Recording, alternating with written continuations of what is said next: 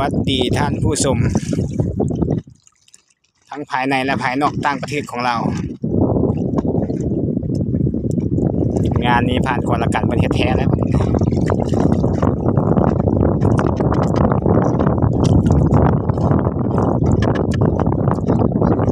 ตามแล้วเราขึ้นไปซอกขี่เรือเลาะเมื่อกี้ก็เดิน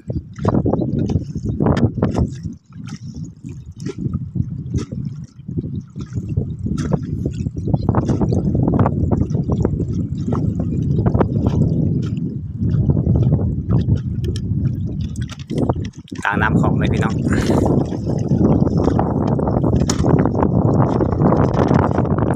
สายจุ่มติดถึงกี้นี่ครับรุ่นดีครับไม่เห็นสายจุ่มติดบ้าน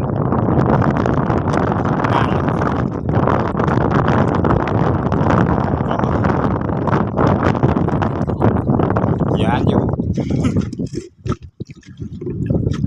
เป็นเบอร์แถวนี้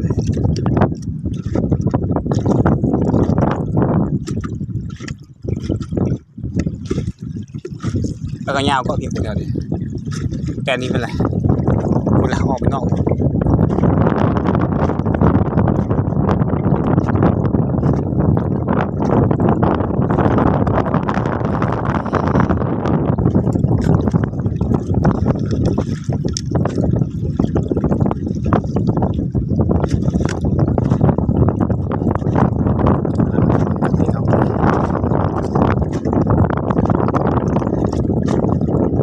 หอยนี่พวกมันเฮ็ดมาทำงานมันอันนี้เอาเกาะทางนี้เราก็เบิ่งทางง่ายเนาะ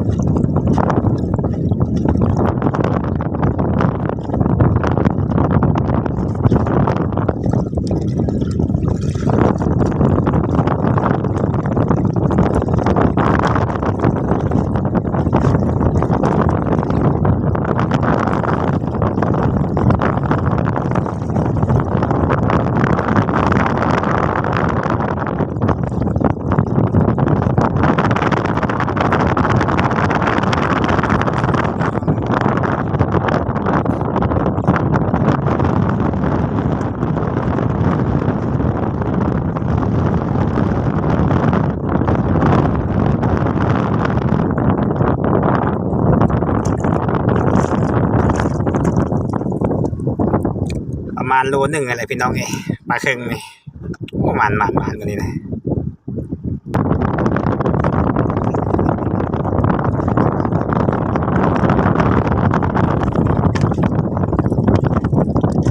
เทียนโพตัวใหญ่ตัวที่10ประมาณโล2โล3หมดแล้วตัวนี้เป็นตัวใหญ่ไหมตัวนี้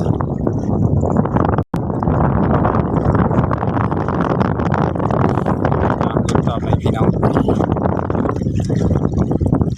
ป้องไปบ้านเขา